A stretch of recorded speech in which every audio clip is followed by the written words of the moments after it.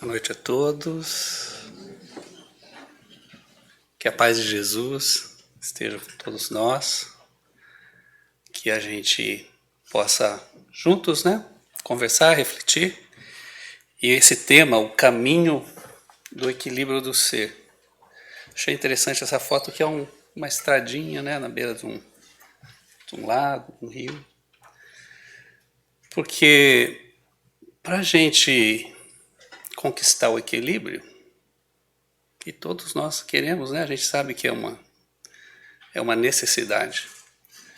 A gente tem que se dar conta que a gente está num caminho.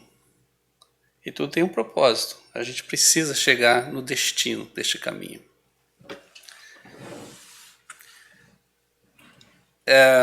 Nós estamos fazendo esta apresentação, essa palestra, essa reflexão, baseado bastante na obra aqui desse nosso querido amigo e colaborador, o Dr. Sérgio Luiz da Silva Lopes. Ele é médico psiquiatra de Pelotas, membro ativo da Associação Médica Espírita, fundou a Associação Médica Espírita em Pelotas, onde ele tem consultório, e é um orador e um espírita assim que é muito, e tem uns trabalhos muito bonitos. E eu acho que, pessoalmente, o que eu acho muito interessante na obra dele é que ele usa muito as bases fundamentais da doutrina espírita. E esse trabalho dele, que se chama Leis Morais e Saúde Mental, ele é baseado todinho na terceira parte do Livro dos Espíritos, que são chamadas Leis Morais. Tá? E a gente está, claro, vou falar of course, a gente usa também aqui o Livro dos Espíritos, especificamente também lá nas Leis Morais. A gente vai falar da primeira lei das Leis Morais, que é a Lei da Duração. É um trabalho que o Dr. Sérgio faz assim com muita primazia, essa comparação e essa analogia da nossa saúde mental. Vocês podem notar que nós estamos falando já é uma programação, Várias das palestras vindouras e algumas que nós estamos falando, nós vamos nos basear nessa obra, porque que a gente precisa. O Centro Espírita é um hospital, é um templo. Aqui a gente não vem aqui somente para nos elevar, a gente vem também para renovar as nossas energias, A gente, como a gente diz, sair melhor do que a gente entrou. Então, e no final também eu usei um trabalho duas obras do André Luiz, a coletânea de obra dele, a gente usa um pouquinho no final. E vem aquela pergunta, totalmente normal. Como é que a gente encontra o equilíbrio? Qual que é o caminho do equilíbrio? O que é ser equilibrado? Aí a gente tem aquelas concepções também naturais, A primeira coisa que vem, uma pessoa equilibrada é uma pessoa que se conhece bem, que tem a autorrealização, Aqueles conceitos, que a gente vai conquistando desafios na vida da gente, a gente chega no auge que é chamada autorrealização. Não vou entrar na psicologia da coisa, mas só para a gente ter uma ideia. Existe uma noção que o equilíbrio pode se chegar na autorrealização, mas é incompleto. Existe também aquela noção em que o equilíbrio, para nós conquistarmos o equilíbrio, é somente através da religião. O que é uma noção um pouco equivocada, porque não necessariamente a pessoa que ela é religiosa, ela é uma pessoa equilibrada. Eu não sei vocês, mas eu conheço muita gente bem religioso que totalmente difíceis e assim, com perdão da palavra, até às vezes com alguns sinais patológicos, porque não traz a espiritualidade dentro do conceito da religião, né? Que religião é uma coisa muito simples. Nós, homens, que dificultamos, adulteramos um pouco aquilo que era bem simples, né? Que era a ligação com Deus, a conexão com o divino. E aí tem-se também, né, uma frase de efeito que a gente ouve bastante, né, ou nas entrevistas, né, gente bem intelectual. Aí a pessoa fala: o equilíbrio está quando a pessoa encontra a plenitude. A plenitude. Mas aonde? O que é a plenitude? Não, a plenitude no interior do ser. O que é a plenitude? Já começa por aí, né? É muito bonito, né? Plenitude e tal. Mas fica assim, tem coisas... Uma coisa é você ter uma noção filosófica da coisa. Mas filosofia que não traz entendimento e discernimento, o racional... se você não consegue explicar alguma coisa, o que você fala, é porque você não acredita ou não conhece o que você está falando. E, na verdade, o conceito do equilíbrio não é um conceito. Equilíbrio é um sentimento. A gente se sente equilibrado. A gente já está dentro de nós, esse conceito do divino. Quando a gente está naquele caminhozinho lá que eu estava mostrando, estou sem um negócio de trocar aqui, a gente tá nesse caminhozinho aí, a gente está caminhando. Mas a gente não... Às vezes você nem sabe o que você está nessa estrada, mas você sabe que você vai chegar a algum lugar. Então isso já está implantado dentro de nós. Nós temos um propósito. Não estamos aqui para ter uma vida mecânica. E uma coisa muito interessante que o Dr. Sérgio ele traz nesse trabalho dele, né, que é sobre usando as leis morais e colocando o aspecto de se conseguir a saúde mental através dessa obra do Livro dos Espíritos. E ele traz como referência, ele estudou bastante, ele volta no tempo que ele era assim bastante jovem, antes mesmo de fazer psiquiatria, e ele também tem uma especialização em psicologia, então ele faz as duas cadeiras, né, ele atende. E ele conta que quando ele estava fazendo um trabalho com um grupo da Casa Espírita, visitando uma família que eles tinham um jovem que ele tinha um problema mental tão grave, que ele era muito violento com a mãe, e ele tinha muita força, e ele não conseguia, né, nem com um remédio, o moleque precisava ser amarrado. Era uma cena horrível.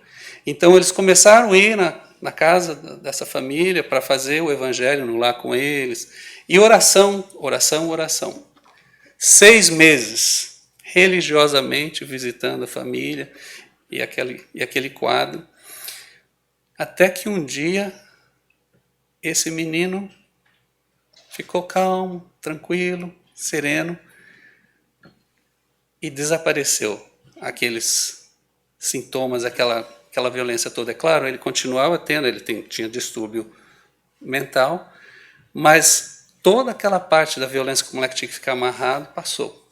Por conta desse magnetismo que eles criaram, o trabalho da mãe ali cuidando da criança, essa conexão que foi estabelecida de auxílio, né, de ajuda, de intervenção espiritual, foi uma coisa impressionante. E ele conta que foi, por conta disso também, ele começou a se interessar mais por esse lado da psiquiatria.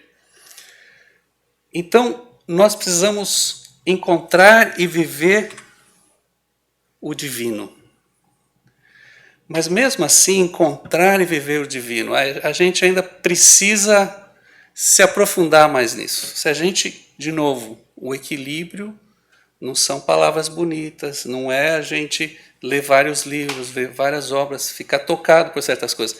Se nós não experienciarmos o divino que está dentro de nós, nós vamos estar sempre expostos e vulneráveis. E como eu estava falando aqui sobre a religião, o Dr. Sérgio ele traz essa explicação que é muito, muito boa também, que eu acho que merece a gente fazer uma pequena reflexão em cima. Não existe salvação dentro de uma religião particular. A doutrina espírita não reivindica para si este privilégio, ou seja, o espiritismo não se acha dono da verdade. E essa que é uma das grandes coisas que me atrai muito na doutrina espírita também. Está na consciência a noção inata do bem e do mal. À medida que o espírito evolui, passando por experiências através das várias reencarnações, vai percebendo os seus limites, pois na relação com o outro, toda vez que excede e agride seu semelhante, recebe de volta, pela lei da causa e efeito, os resultados em si da agressão cometida. Ou seja, nós estamos em contato, em relacionamento o tempo todo, e não é o fato da religião, mas sim nós sermos a nossa religião, o que nos conecta com Deus, o que faz a gente se elevar, o que faz a gente viver a vida de forma mais suave. E no Livro dos Espíritos, nessa questão 649, em que consiste a lei da adoração. E uma outra forma que a gente coloca também a adoração é a reverência, né? A gente reverenciar a Deus, é a gente fazer essa entrega, é a gente buscar estar em contato direto com o Pai. Na elevação do pensamento a Deus, deste, pela adoração, aproxima o bem, o homem, a sua alma. E na sequência, que é o que o Kardec faz, né? Ele vai e explora um pouquinho mais a espiritualidade superior. Origina-se de um sentimento inato, ou seja, está dentro da gente mesmo, essa adoração, essa reverência a Deus, ou é fruto de ensino? Nós acreditamos em Deus, amamos a Deus, temos o conhecimento de Deus. É realmente porque está dentro da gente, ou será que foi que a gente foi aprendendo dos nossos pais, dos pais deles, da sociedade, da cultura, a gente cresceu nessa religião ou na outra? E a resposta é um sentimento inato. E aí vem a explicação por quê. Como o da existência de Deus, a consciência da sua fraqueza, nós fracos, leva o homem a curvar-se diante daquele que o pode proteger. E isto não é somente o que está aqui no Livro dos Espíritos. Isso aqui, quem conhece um pouquinho de antropologia, de história, da história do mundo, todas as culturas, desde os primórdios, sempre teve-se o culto a um ser supremo. Deuses foram os hebreus, depois mais tarde judeus, que trouxeram a cultura do Deus único. Mas o Deus sempre foi uma necessidade que estava inata, e essa adoração a esse ser supremo é por conta da debilidade nossa, como seres falíveis, fracos, necessitados. Imagina agora nós estamos bastante evoluídos, comparando com a nossa referência de evolução, né? Mas em uma outra referência talvez a gente esteja ainda, talvez, no tempo das cavernas. Mas nós ainda temos essa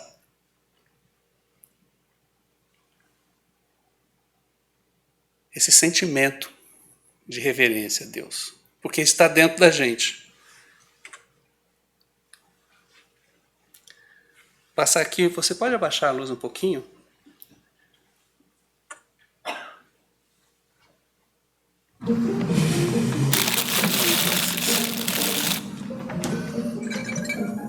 Está em inglês, mas acho que está bem fácil de entender. Então, vê o que o molequinho está fazendo.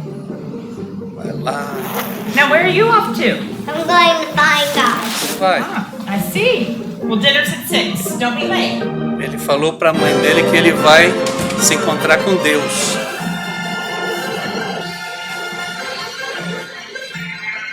Vai buscar Deus. O tamanho do molequinho.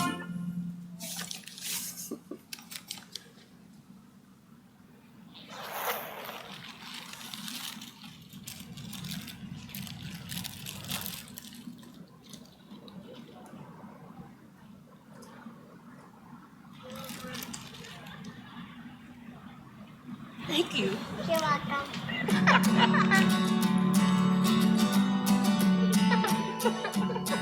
He was like,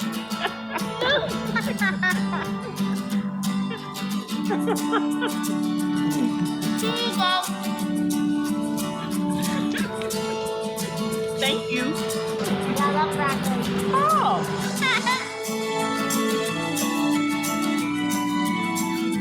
Gotta go.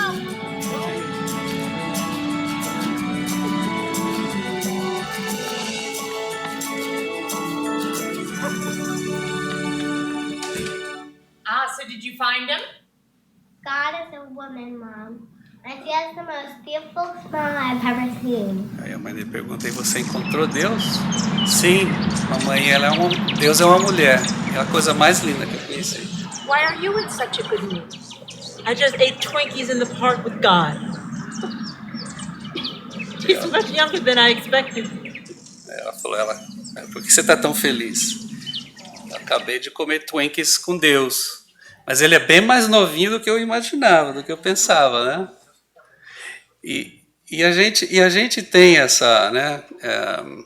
Tá em Lucas, no capítulo 17, o reino de Deus está dentro de vós. Ou seja, o reino de Deus está dentro de vós. O equilíbrio, né? Esse reino de Deus é essa paz. Quando a gente está em conexão com o divino, quando a gente encontra, nós gastamos muita energia, e esse videozinho é um pouquinho para representar que nós temos muito problema ainda no sentido da percepção. Veja que a percepção para o garotinho, ele queria encontrar Deus, e para mostrar também que esse é um sentimento inato, está dentro da gente. A gente está o tempo todo, mesmo que nós não demos conta, nós estamos em conexão com o divino. Quanto mais a gente trabalha em entender, experienciar essa conexão que está havendo, mais a gente pode afinar mais e ter uma vida mais tranquila, mais controlada. O Dr. Sérgio, ele traz um estudo que foi feito em 2005 pelo Dr. Koenig. E esse médico também, psiquiatra, nesse trabalho dele, ele traz que as pessoas que têm uma religião, espiritualidade, elas têm menos tendência de ficarem doentes do que as pessoas que não têm nenhuma religião ou não têm nenhuma espiritualidade. E é incrível porque a taxa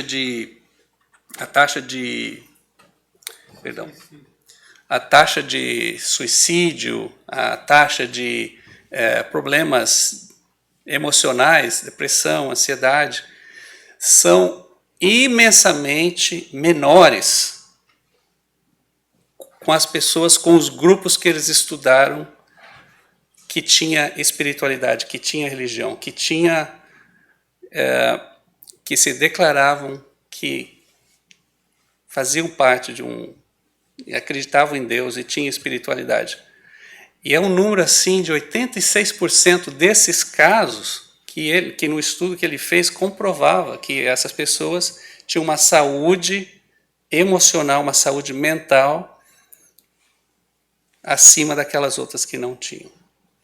E a gente, recentemente nós fizemos uma outra palestra aqui, a gente trouxe os dados, né, não sei se vocês se lembram, muitos de vocês acho que estavam aqui, a gente trouxe dados estatísticos do IBOP,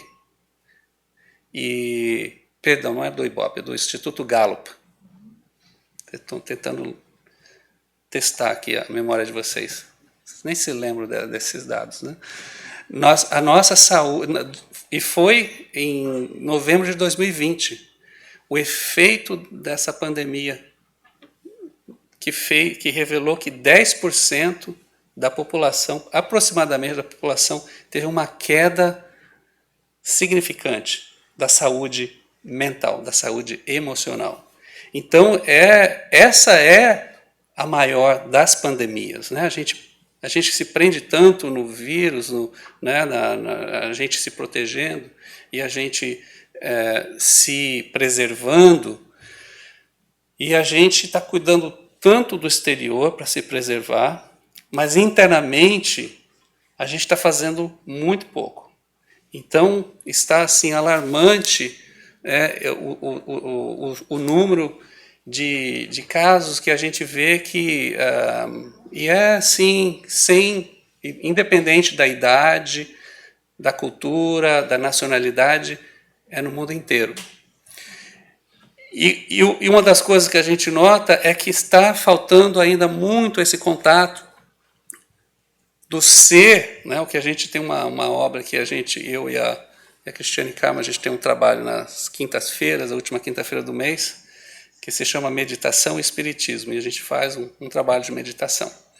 E uma obra nada a ver com o espiritismo, mas de meditação, chama Cira da Soul, e o conceito dele de reverência, essa adoração a Deus, é a nossa consciência da nossa alma. O que nos faz ser reverente a Deus é a percepção do nosso espírito. Achei muito bacana e a gente explora esse trabalho dele. E uma das coisas que o Dr. Sérgio coloca aqui também sobre Jesus, como nosso modelo e guia, né? Na questão 625 do Livro dos Espíritos, a gente não tem, a gente pensa em Deus, no divino, e a gente também tem aquele problema da percepção. Quem é Deus? A gente fica preocupado, não consigo sentir Deus porque eu não vejo.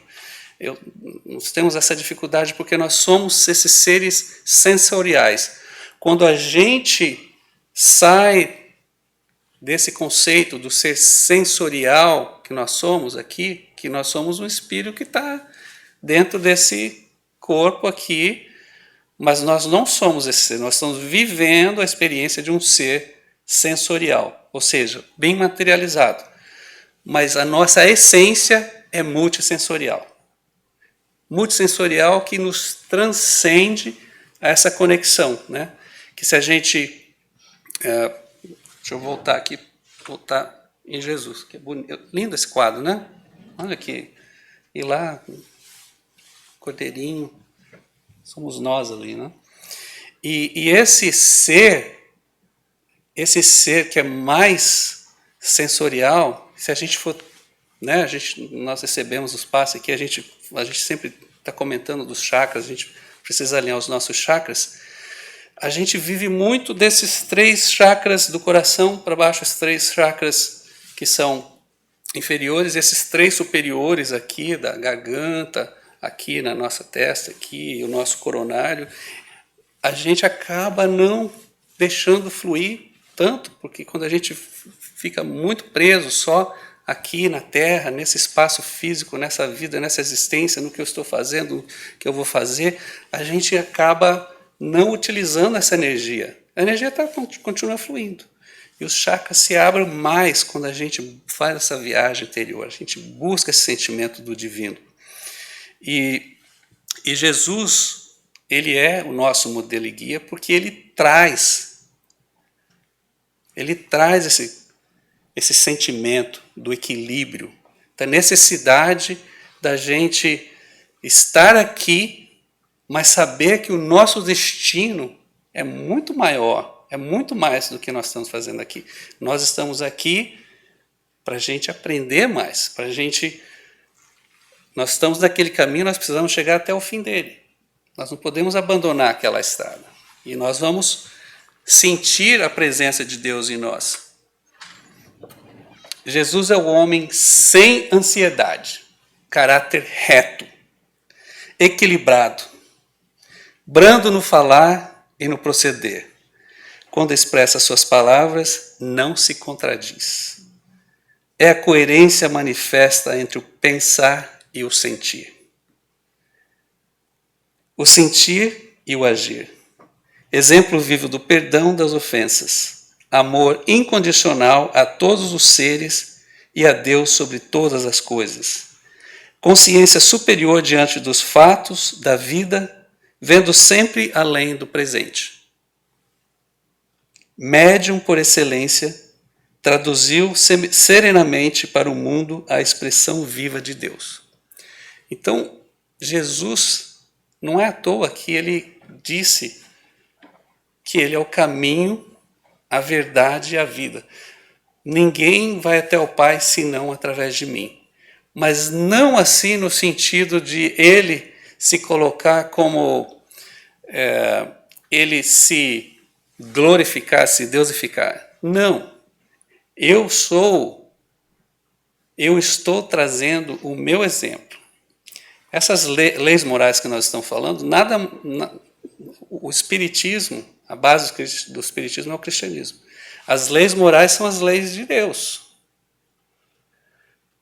E todo o Evangelho de Jesus está dentro, faz parte da doutrina espírita. Tanto é que depois, do Livro dos Espíritos, veio o Livro dos Médiuns, e logo depois veio o Evangelho segundo o Espiritismo, para trazer mais luz ainda sobre como discernir melhor o Evangelho de Jesus.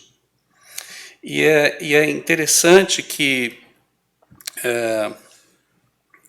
eu estava ouvindo um artigo que um padre bastante conhecido, ele falava muito a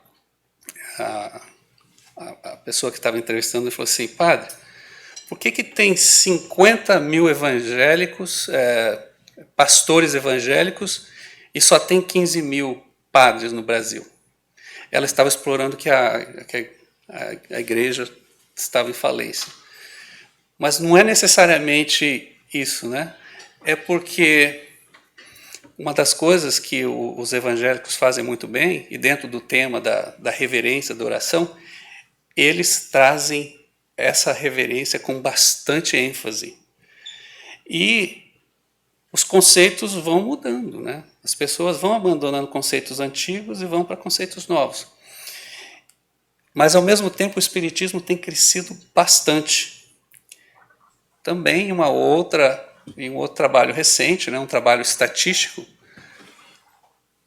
foi feito um estudo recente que mais de 50 pessoas aqui nesse país, elas não se consideram que tenham uma religião fixa. Elas se consideram, não que elas são ateias, é que elas não têm uma denominação. Ou seja, eu acredito em Deus, muitas delas não acreditam em Deus. Tem um pequeno número dentro desse, aí até 63%, você inclui um número maior. Mas vamos colocar metade desse grupo, porque nós estamos evoluindo espiritualmente. Não é uma religião, uma denominação religiosa que vai fazer essa conexão nossa com Deus. E é aí que nós trazemos uma das coisas muito bonitas que a gente, e que o Dr. Sérgio explora bastante nessa obra, é como a gente pode experienciar esse reino de Deus dentro de nós. Como que a gente pode encontrar o divino? Por que as pessoas estão saindo fora do tradicional e elas estão buscando, as pessoas, nós, né? Nós mesmos, olha nós aqui, falando de coisas que para muita gente é muito transcendental para elas entenderem, né? A gente fala de reencarnação, quando a gente fala de, né, a gente já teve outras vidas, a gente vai continuar vivendo. Você conversa, tem que ter cuidado às vezes quando a gente coloca certas coisas que as pessoas ainda, a gente não entende. Mas existe uma necessidade, já existe uma tendência muito grande e a gente precisa estar bem preparado, não para nós ensinarmos a ninguém, mas para nós sermos exemplo, né? E eu gosto dessa frase aqui do Milton, John Milton. Gratitude becomes reverence, allowing us to encounter everyday epiphanies, those transcendent moments, all that change forever how we experience life and the world. Ou seja, a gratidão. A gratidão é um ato de reverência. Ela nos permite encontrar todos os dias epifanias, que são aquelas, quando a gente fica perplexo, né? Você tem um aha moment. Mas essas epifanias é quando você tem aqueles momentos de perplexidade. Those transcendent moments of awe, em inglês, né? Of perplexidade, que muda para sempre como nós experienciamos a vida e o mundo. Ou seja, nós estamos todos os dias, todos os momentos, nós temos um universo, e agora para usar o que Joana de Ângeles, né, uma das mensagens no livro do Vida Feliz. Vida Feliz. Ela diz o seguinte no final de uma mensagem: nós somos herdeiros do universo. Nós precisamos nos valorizar mais como herdeiros. Herdeiros é donos. Nós somos donos do universo. Então nós precisamos ter essa consciência de dono. É diferente quando você é só um usuário. Quando você é dono, você é dono. O universo, nós não estamos aqui de passagem, nós estamos aqui para continuar sendo co-criadores desse universo, usufruir do universo e serem donos. Mas o universo está em volta de nós. Quando nós falamos do universo, nós estamos, e a gente entra em conexão com o universo, nós estamos entrando em conexão com o divino. Quem não teve esse momento de perplexidade, assim, de acordar de manhã e respirar? Só o fato de você acordar e respirar já é um aha moment, né? Já é uma perplexidade que nós temos conosco. Quando nós estamos em contato com esse universo, às vezes nas formas mais simples da vida, nós estamos experienciando a vida e o mundo. Nós estamos em maior contato quando a gente consegue sair da nossa realidade, né? De novo, né? Se a gente usar a nossa fonte magnética, a gente começar a fluir aqui do coração para cá, para cá, para cá, e a gente trabalhar essa energia, a gente vai ficar com certeza com maior paz no nosso espírito, com mais tranquilidade, e a gente precisa fazer o que nós temos muita dificuldade de fazer: a entrega. A entrega. E é uma das coisas, eu ia até incluir aqui uma entrevista do Valdo Vieira, que é incrível, mas eu achei, não vou dar nenhum crédito para o Valdo Vieira. A não ser no final lá, ele tem um livro nos domínios da mediunidade que ele escreveu com o Chico. Mas o Valdo Vieira, ele se perdeu. Aí o próprio Chico fala, né? O Valdo, ele veio para os Estados Unidos, né, em 1950, eles vieram fundar o primeiro centro espírita aqui nos Estados Unidos. Mas ele se perdeu. Ele se perdeu por quê? Se concentrou muito na intelectualidade. Ele tirou Deus do contexto. Quem conhece o trabalho dele, da conscienciologia, sabe que o conceito de Deus, de Jesus dele, Deus ele usa o termo besteira. Então, quando a gente tira Deus do centro, tira esse relacionamento com Jesus, com o mundo, com o universo, a gente se perde. A gente precisa voltar para esse caminho que a gente saiu daquele caminho, a gente precisa voltar nele e a gente ter esses momentos. E quando a gente fala de conexão, né, a gente tem algumas ferramentas aqui. A prece torna melhor o homem? Gente, uma das coisas que eu não vou fazer esse disclaimer agora, mas você já quando a gente fala homem, o homem é a mulher, tá? Não é só o homem. O homem é a mulher. Porque a mulher, quando o livro foi feito em 1857, então a sociedade ainda estava mais. Mas hoje em dia, se fosse reescrito, né, seria um outro termo. Mas nós estamos falando da prece. A prece é o caminho? É o veículo? A gente sabe que a resposta é sim. Mas por quê? Alguém se habilita? Por que a prece torna melhor o homem e a mulher? Conexão é o caminho, né? Mais alguma? Volta para a reverência, perfeito. Sim. Porquanto aquele que ora, né? Ninguém esquecemos dos espíritos, né? Olha lá. Porquanto aquele que ora com fervor e confiança se faz mais forte contra as tentações do mal e Deus lhe envia os bons espíritos para assisti-los. É este um socorro que jamais se lhe recusa quando pedido com sinceridade. Agora, a gente precisa discernir um pouquinho mais sinceridade, porque a gente vê na obra também, aqui nessa obra das leis da adoração e o relacionamento com a nossa saúde mental, nós precisamos de ter este nível de sinceridade, de integridade. O termo sinceridade, não sei se vocês conhecem, vem de sem cera. Faz sentido? Todo, né? Faz todo sentido.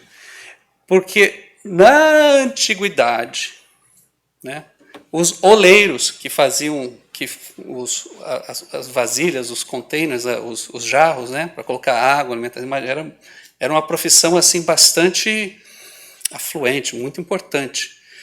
Quando eles faziam aquele jarro bonito, perfeito, antes de colocar aquela argila para secar, tinha um trincadinho ali, dava aquela trincadinha. E para não perder aquele trabalho, que às vezes ficavam horas para chegar naquela perfeição, e para encobrir aquele trincadinho, eles colocavam cera. E aquela cerinha que eles colocavam, misturava ali com barro e tal, e aí colocava, e aí ficava que nem produto da China, né? Aí você... 1 ano de utilidade, 2 anos, a pessoa já estava não tinha mais integridade o jarro. Ou seja, e aí tinha, quando você ia comprar o seu jarro, sua jarra, você pedia, eu quero um jarro sincero, sincera. Aí vem da sinceridade, da integridade, íntegros. Porque se o oleiro tivesse algum trincadinho na hora, ele teria o produto com cera e o sem cera. O sem cera era íntegro. E é isso que nós precisamos quando a gente faz a nossa oração. Essa conexão não pode ser uma conexão somente da nossa necessidade. É a entrega. É a entrega. Entrega total e honesta. Não é só... Essa relação nossa com Deus é assim... Parece assim meio místico, né? Mas se a gente voltar lá no Antigo Testamento, sabe? Nós estamos falando daquele povo que trouxe o Deus único, né? Os hebreus, né? Depois, né? Com Jacó lá viraram as tribos de Jacó, de Israel, e mais tarde os judeus. Mas Moisés já, quando eles tinham lá o sacerdote, o povo, os israelitas, eles tinham não somente medo de Deus, mas eles tinham vergonha, por conta de eles cometerem muitos erros, né? Muitos pecados. Então, vocês conhecem o termo o bode expiatório? Então, o que eles faziam? Então, para todo mundo vir no templo e serem dignos, eles não podiam nem orar a Deus, não podia nem. Dignos de entrar no templo e orar a Deus, eles traziam um bode, eles pegavam um bodinho mais capenga lá, né? Traziam o bode, e ele, tipo assim, todas as falhas, todos os erros, todos os pecados, todo mundo que fez errado vai aqui para o bode. O sacerdote fazia aquele trabalho, todo mundo lá se concentrava, aí aquele bode ficava carregado e dava-se um tapa na traseira do bode, o bode ia para o mato e aí, por isso que em inglês o termo é the scapegoat, o bode que escapou, mas em português é o bode expiatório porque a expiação, o bode está carregando, está expiando o problema de todo mundo, o pecado de todo mundo. No Antigo Testamento. Jesus, ele traz rapidamente, antes disso aqui, 2 fariseus entraram no templo para orar. Um fariseu e um cobrador de impostos. O fariseu,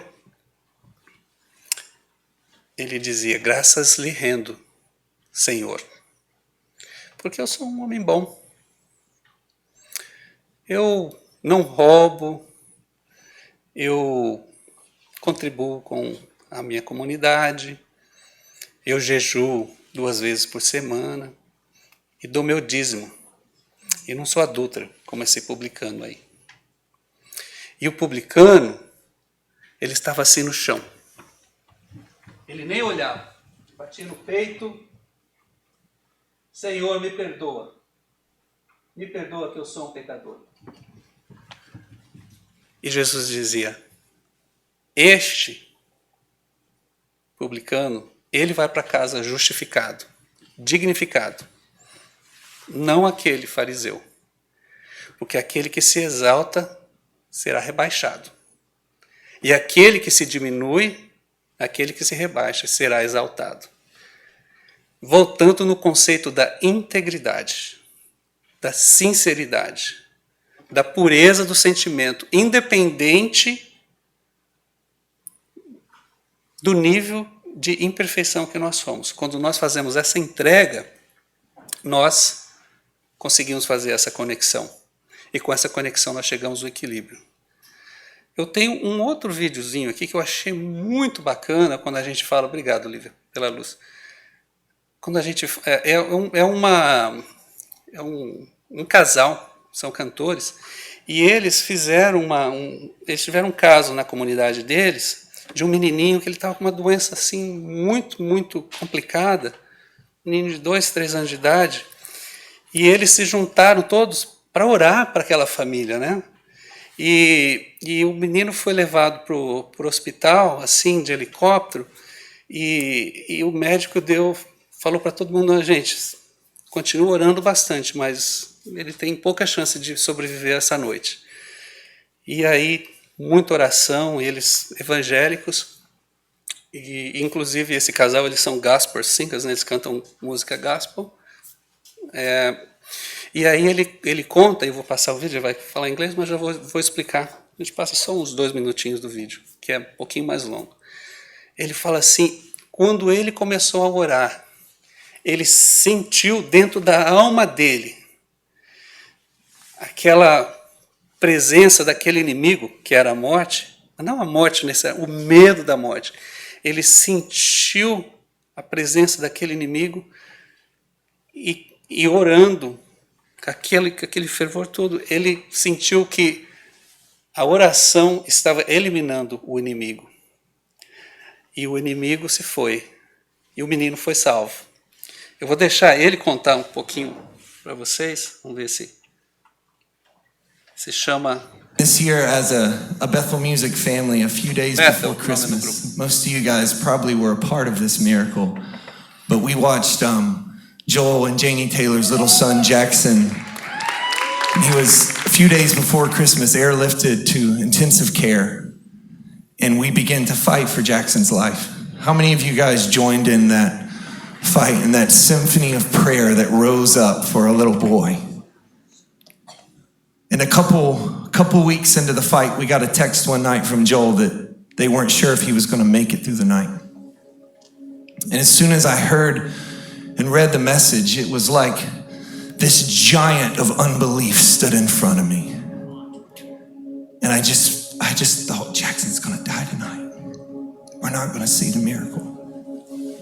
And as this giant stood in front of me, all of a sudden, out of my gut, this song started coming out. Right in the face of the giant.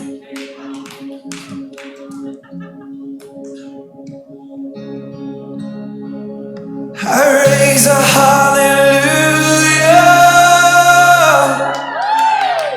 in the presence of my enemies. I raise a hallelujah louder than the unbelief. And as that giant was looking at us, I knew he was going to regret the day he ever pointed his sword at Jackson. Just as Goliath pointed his sword at David, the sword Goliath pointed at David became the sword the little boy picked up and took the giant's head off with. And as we watched this miracle happen in Jackson's body, it was like this giant of unbelief was falling. And our community just began to sing this song. It was just one note in the symphony of prayer rising for his life. So I want to teach it to you this morning. Let's sing.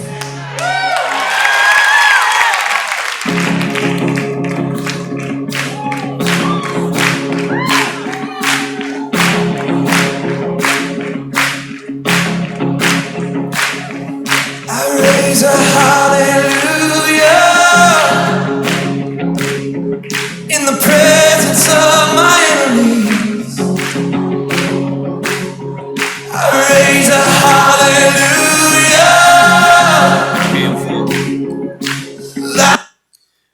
É muito bonito, e a música ela vai se elevando e chega um momento que eu senti a presença do Espírito Santo ali, quando a esposa dele ele começa, e essa música é linda, linda, e pouquíssimo, o refrão dele é só isso mesmo, tem pouca coisa, mas é o que está por trás, né? Que foi produto dessa oração, dessa corrente que eles fizeram.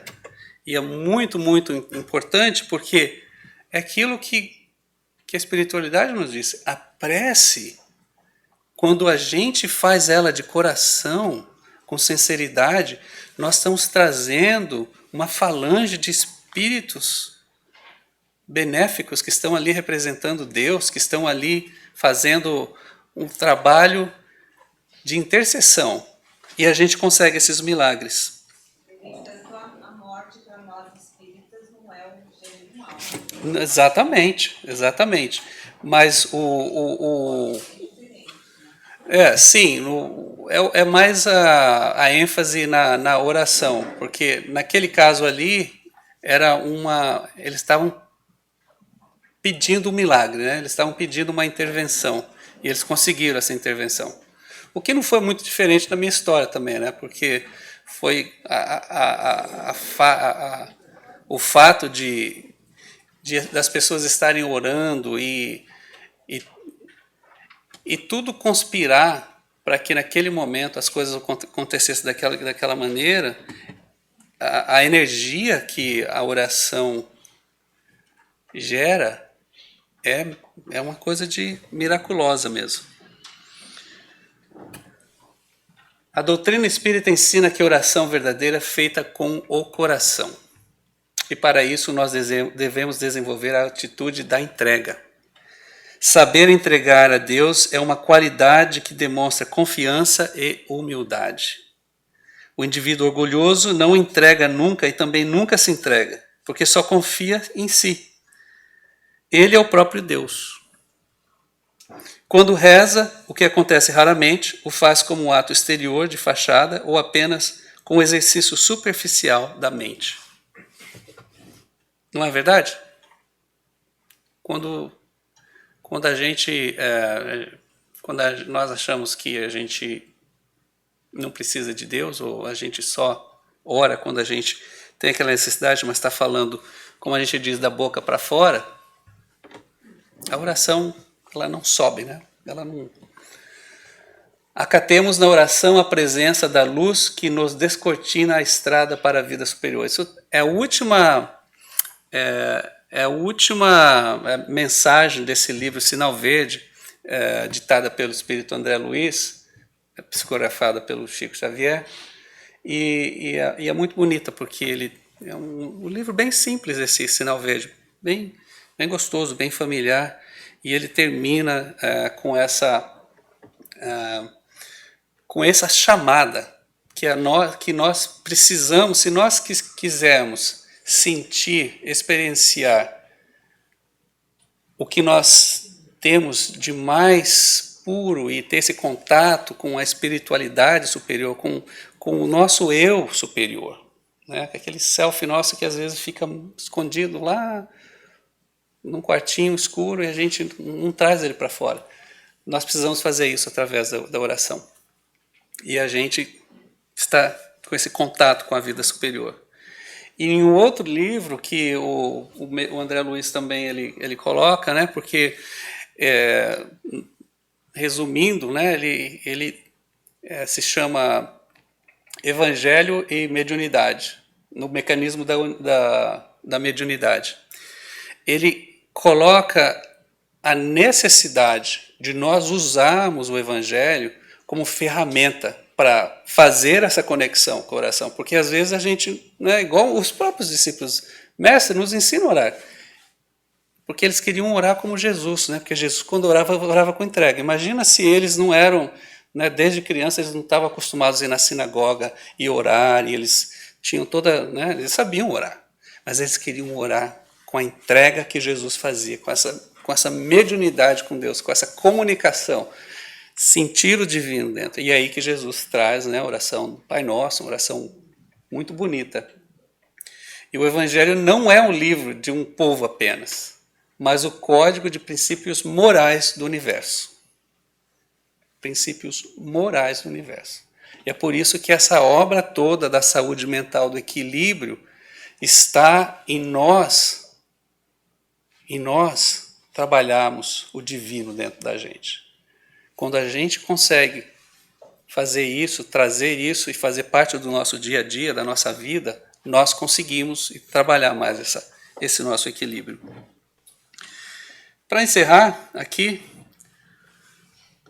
o trabalho que nós fizemos na quinta-feira, nós fizemos, na verdade, uma meditação em cima do Salmo. Nós não temos tempo de fazer essa meditação, mas eu queria só encerrar que esse é o Salmo cósmico. É a palavra que nós temos para o Salmo 23. Ele é o Salmo cósmico. Porque quando nós fazemos eu já vou até colocar aqui o nosso videozinho do final, e a gente vai falando. Vamos ver se ele... Vou abaixar um pouquinho só. A gente já está no... Quando nós fazemos esse contato com a natureza, né, se a gente se permitir fazer essa pequena viagem, e a gente consegue... pode abaixar, por favor, Lúcio. Obrigado. Eu não sei com vocês, mas naturalmente esse Salmo 23, assim, ele me vem assim como se me revestisse com a pureza de estar em contato com a natureza. E nós temos este amor, essa conexão com Deus se manifestando através da natureza. Eu me lembro a primeira cachoeira que eu vi com meu filho, e nós ficamos horas e horas para chegar naquela cachoeira. E quando nós chegamos, eu não encontrei a cachoeira, eu encontrei Deus, porque era tão lindo aquilo, um rio que caía, as águas, o poder. Não tem como você não se redimir. Nossa, meu Deus, que lindo. O Salmo 23, ele traz esse presente que Deus nos dá e a esperança que nós somos seus filhos queridos. No Salmo 23, ele começa: Senhor, o Senhor é meu pastor e nada me faltará. Nada me faltará. Ele me leva a pastos verdejantes, me guia suavemente em águas tranquilas. Ele refresca a minha alma. Me faz caminhar pelas veredas da verdade, em amor ao seu nome. E por mais que eu caminhe no vale da sombra e da morte, eu jamais temerei, porque Tu está comigo, Senhor. O Teu cajado e o Teu bastão, eles me confortam. Unges de óleo a minha cabeça e preparas diante de mim um banquete em frente aos meus inimigos. Certamente, a bondade e a sabedoria me acompanharão todos os dias de minha vida, e eu residirei na casa do Senhor para sempre. Fica então aí, amigos.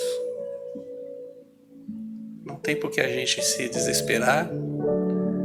O equilíbrio nosso é a gente se dar conta que Deus está dentro da gente, nunca, jamais vai nos abandonar.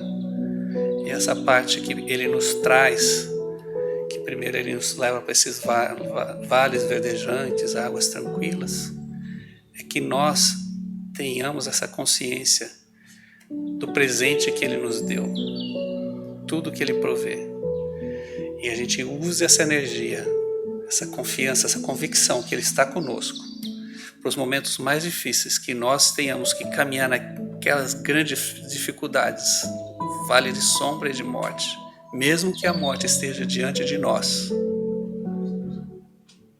Ele está conosco, não temos que temer, e nós estaremos sempre com Ele.